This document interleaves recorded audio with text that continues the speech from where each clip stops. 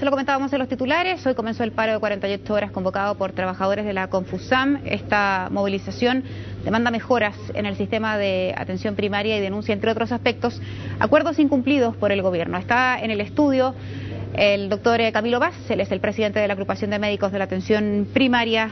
Gracias, doctor, por venir. ¿Cómo le va? Gracias a ustedes por la invitación.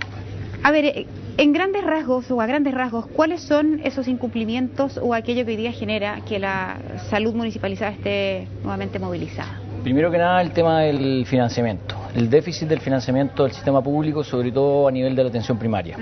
Las personas, para atenderse en los consultorios municipales, requieren de un per cápita, un monto mensual asignado a estos consultorios, que según los estudios que se han hecho debería ser de 3.500 pesos para el próximo año ya. ¿Cuánto se asigna hoy? 2.700.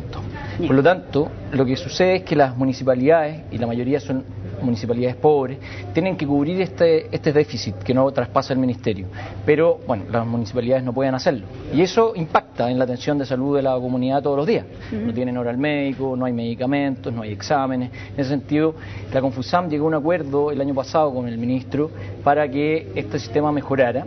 Y nosotros también, como médicos de los consultorios, hemos tenido una mesa de diálogo con el ministro, y la idea era hacer, de alguna forma, tratar de implementar una carrera para los médicos en la atención primaria, que actualmente hay un déficit de por lo menos 1.500. Los médicos que egresan de las universidades chilenas en medicina no se sienten atraídos a irse a la atención primaria. Actualmente hay 2.700, pero deberían ser por lo menos 4.000. Nosotros tenemos una serie de ideas que le hemos planteado al ministro, incentivos que en otros países los tienen. Doctor, una de las declaraciones que ha entregado en el último rato el doctor Mañalich, el ministro de Salud, es que él sí está abierto a desmunicipalizar la salud y que si hay un municipio que señala que no es capaz de hacerse cargo de la salud del lugar, entonces el ministerio podría asumir ese rol. ¿Es eso, a su juicio, una salida a tratar de mejorar la salud pública en el país? No, a ver, yo creo que primero las soluciones no pueden ser municipio a municipio, tiene que ser integral. O sea, la atención, el 90% de la atención primaria está actualmente a manos de los municipios, ¿ya? Y en ese sentido lo que se pide claramente es aumento de los recursos, nada más. O sea, lo que se está pidiendo ahora es no desmunicipalizar, se está pidiendo recursos para poder atender mínimamente a la población. Y eso se podría solucionar si es que efectivamente ahora con la discusión del presupuesto de la nación finalmente se comprometen esos recursos. La administración es difícil de traspasar. Eso se le iba a preguntar. ¿Qué pasa también? Un asunto tiene que ver con la mayor inyección de recursos y otros con cómo se administran esos recursos. Exactamente. Que tiene que ver con que ya se ha hablado de comprar directamente la Senabasta, en fin. ¿Qué pasa con aquello? Vuelvo a la pregunta, no solo con mayor cantidad de plata, sino de cómo se gasta. Exacto.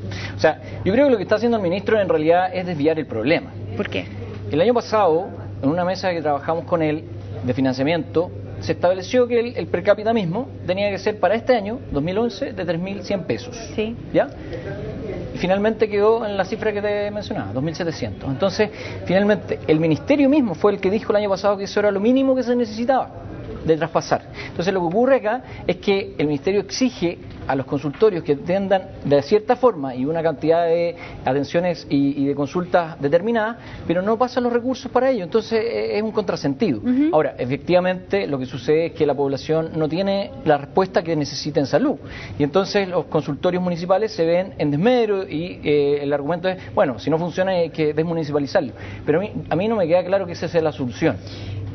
Doctor Vaz, respecto de los perjuicios que siempre se le generan a la gente, ¿hay otra forma de poder hacer presión que implique no perjudicar a aquellos que, como usted mismo me señala, tienen una calidad de salud muchas veces lenta porque no hay recursos, y paralizar significa todavía perjudicar más? Sí, exactamente, es un tema ético, nosotros lo hemos discutido en la organización. Para nosotros como médicos no es fácil llegar a este tipo de movilizaciones. Es contradictorio, eso no lo podría ver desde el punto de vista de dejar de atender a los que queremos atender mejor. Sin embargo, lo que vivimos día a día son las precariedades con que se atiende la población, y por lo tanto, cuando van las personas y nosotros las tenemos que atender como médicos en menos del tiempo que necesitan, la atendemos en menos de 15 minutos a los pacientes. Eso es lo que nos obligan. Cuando indicamos medicamentos básicos y no están en las farmacias de los consultorios y tienen que ellos desembolsar de su bolsillo para la farmacia privada, cuando nosotros indicamos exámenes básicos como radiografías que en cualquier lugar se podrían hacer y no pueden acceder a ellos, nosotros en este momento nos cansamos y decimos, éticamente, si bien es de alguna forma difícil tener que paralizar. Por otro lado, éticamente, seguir en un sistema que no responde integralmente a la atención de salud de la comunidad con la calidad que se merecen los chilenos y chilenas que van a los consultorios, que son la mayoría, más del 70%, nosotros decimos, bueno, si es que el ministro no escucha, hay que hacer algo más, e invitamos también a la comunidad a que entienda y se sume, porque esto no es solamente por los funcionarios, no solamente por los médicos, es fundamentalmente por la población que se atiende en los consultorios, para que se canse de seguir recibiendo las migajas que se le están dando. Finalmente, se ha anunciado que ante una inasistencia que no vaya a ser justificada se van a aplicar descuentos. Ustedes como gremio y en general los funcionarios de la salud municipalizada están dispuestos a asumir ese costo. ¿Qué va a pasar? En el sistema público de salud, en general, en el aparato público, las movilizaciones en general no están permitidas. No se cumple, por lo tanto, las indicaciones de los organismos internacionales a propósito del trabajo.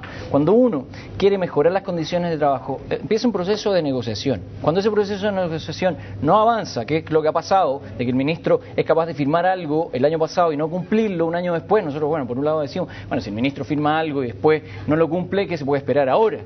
Entonces, en ese sentido, apelamos en realidad a que el presidente se haga cargo de solucionar este conflicto.